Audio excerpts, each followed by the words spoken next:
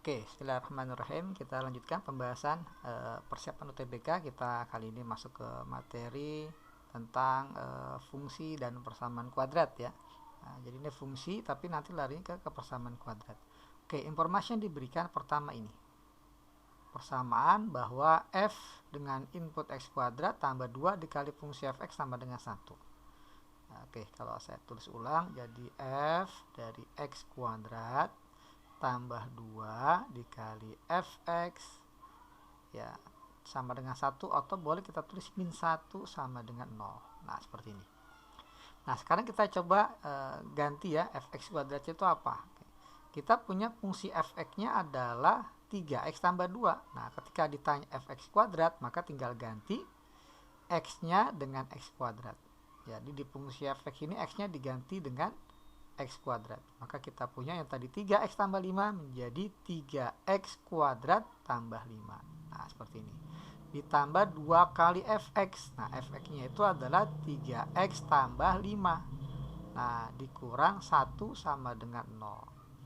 Oke, coba kita sederhanakan ya. Dengan cara ini kita uraikan. Jadi 3x kuadrat tambah 5 ditambah 2 kali 3x jadi 6x, 2 kali 5 jadi plus 10 dikurang 1 sama dengan 0. Nah, sehingga kita peroleh 3x kuadrat tambah 6x. Nah, 15 kurang 1 jadi plus ya 14 sama dengan 0. Nah, seperti ini. Nah, kemudian kita lihat pertanyaannya, apakah perlu kita mencari nilai x1 dan x2-nya? Kita lihat pertanyaannya adalah berapa nilai dari ya, x1 kuadrat dikali x2 ditambah x1 dikali x2 kuadrat, dimana tentunya x1 dan x2 adalah akar-akar dari persamaan yang terakhir ini. Oke, kita kembali ke bentuk ya, review sedikit tentang bentuk persamaan kuadrat. X kuadrat tambah bx ditambah C sama dengan 0 ya. Kita misalkan akar-akarnya X1 dan X2 ya. Nah, hubungan akar-akar X1 dan X2 ini adalah pertama hubungan penjumlahan ya. Apabila dijumlahkan rumusnya ini min B per A ya. Nah, kemudian apabila dikali, nah ini rumusnya adalah C per A. Nah, kalau kita lihat dari pertanyaannya ini, ya, kita nggak perlu bersusah payah mencari x1 berapa, x2 berapa dengan cara difaktor, atau mungkin dengan cara dicari dengan menggunakan rumus ABC dan sebagainya. Ya, kita bisa manfaatkan hubungan antara x1 dan x2 ini. Ya, x1 kuadrat kali x2 tambah x1 kali x2 kuadrat bisa difaktorkan menjadi x1 kali x2. Ya, karena masing-masing ada x1 x2 di sini. Nah, kemudian dikali dengan, ya ini kalau kita bagi dengan x1 x2 sisa x1.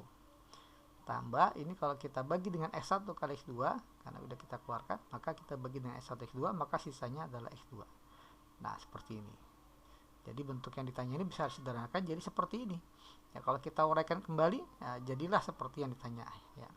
Oke, sehingga hanya pertanyaannya x1 kali x2 dikali dengan x1 tambah x2.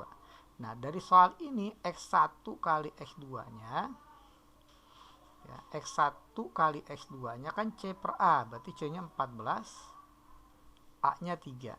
Nah, maka dapatlah 14 per 3. Nah, sementara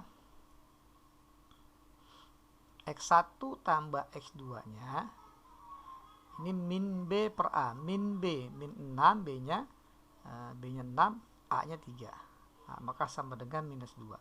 Sehingga kita bisa tuliskan di sini x1 kali x2 adalah 14 per 3 dikali x1 tambah x2 adalah minus 2. Ya, yang apabila kita kalikan menjadi minus 28 per 3. Nah, inilah hasil akhirnya untuk soal ini. Ya, jadi kita pilih opsinya adalah yang B. Ya, minus 28 per 3.